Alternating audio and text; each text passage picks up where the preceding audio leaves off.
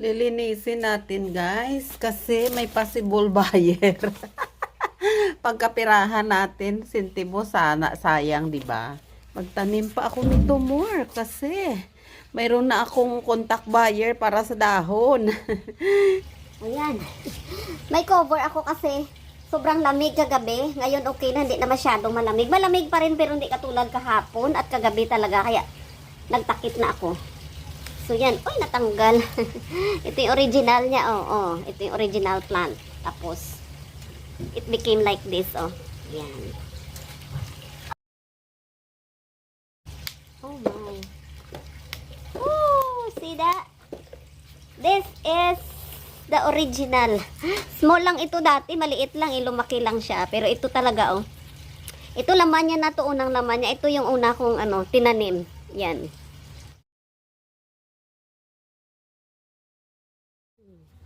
Imagine, yung isang puno na yan, nung tinanggal ko, nung nidetach ko, still a lot more. Oh, grabe, this is amazing.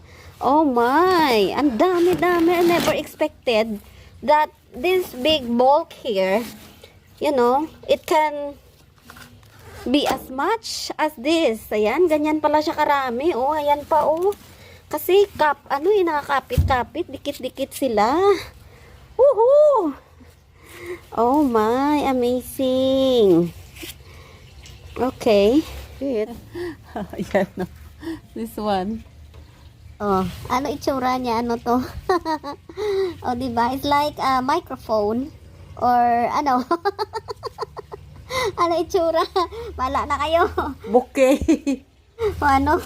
Tapos, saan na ba yung isa pa? Ito. Wala lang. Parang bouquet pa rin. See? Ang dami pa talaga. Tumutubo. Hindi ako another. Parang heart. Oh. Yung maraming mga bulb, mga ugat-ugat. O, diba? Ang dami pa, oh. Kahit na puno na, oh. Ito, yung mga ganito. Matamis to. Yan, mga ganito. Ay, ba? Tingnan nyo to, oh.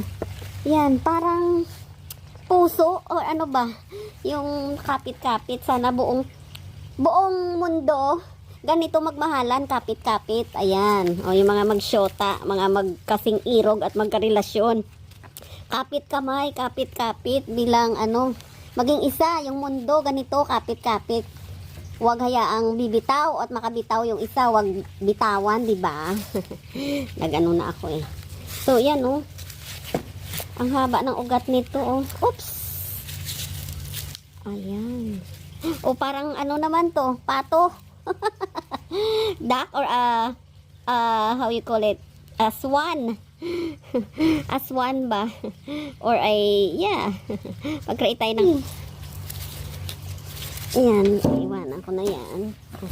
Tingnan nyo to. Oh, parang yung nakaupo na nakaupo na, ano bang nito? Okay. Akin na yan. Ababaw lang naman ang kaligayahan ng tita niyo, mga kapatid. Yung mga ganito lang, tuwang-tuwa na ako eh. Mahirap din kaya itong ma-achieve dito. Ay, nabali. Yan, my friend ako, oh, may earthworm. Ayan. Kasi kapag ang lupa may bulate, yung earthworm, it tells us that the soil or the dirt is really rich. Ayan. Kaya siguro, wala po akong nilalagay organic. Itong gusto ko sa taro root, hindi siya alagain. Hindi ba siya ng insekto o ng ibang katulad ng kamatis, ng pepper na they are very sensitive and very prone to insect damages, 'di ba? Ito kahit diligan mo hindi, basta yung location niya, ayaw niya ng na-notice ko. Yung side ng tinamnan ko kasi nito, half naka-shade nung wall ng bahay namin. Tapos, panataliin ding moist yung dirt niya. Tsaka, yung nilalagay ko dito, pagka sa dami ng kailangan kong lalagyan ng sila na nga itong mga less na privilege na nakakatikim ng aking compost tea, tsaka yung hugas isda, hugas bigas, ayan may worm. Ay, dati takot na takot ako nito, pero nung nag-gardening na talaga ako, di na ako natakot kasi alam kong friend siya Ilagay ko siya sa halaman. Ilipat natin. Ilagay ko siya doon. Ay, meron pa. Ay, talaga, thank you. Pinataba niyo ng bongga yung lupa. Kaya ito, marami.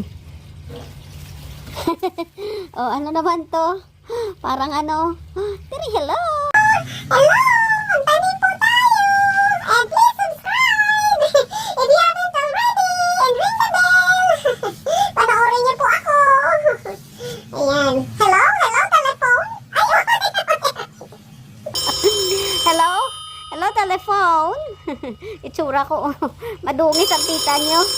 Hello?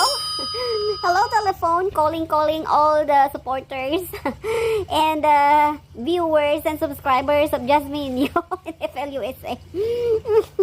Hello. Hello, guys. Ayan. Nagpapatawa lang tita nyo. Cute. Sisiw. Maliit na sisiw. Oh, di ba? Ay, bird. Sisiw. Ayan. Ang dami yung funny, ano eh.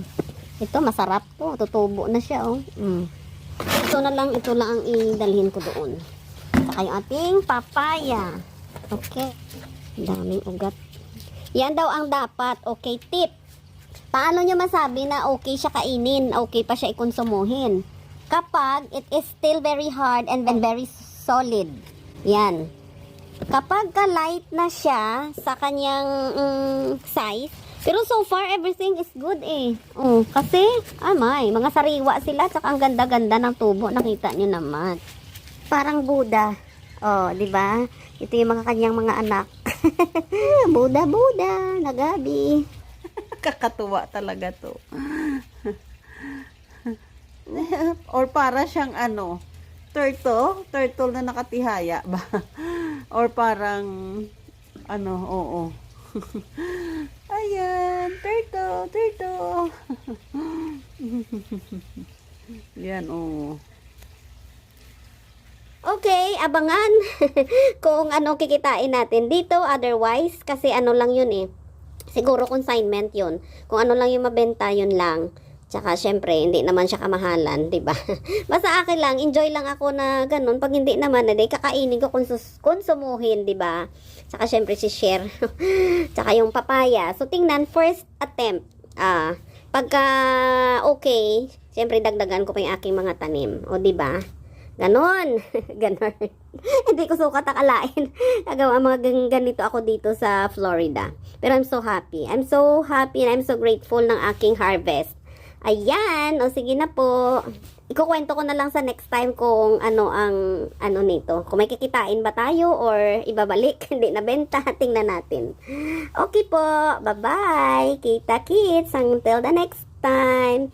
See you in my next vlog. Thank you much for watching. Please subscribe if you haven't already and ring the bell. Ayan, thank you po. God bless. Mwah.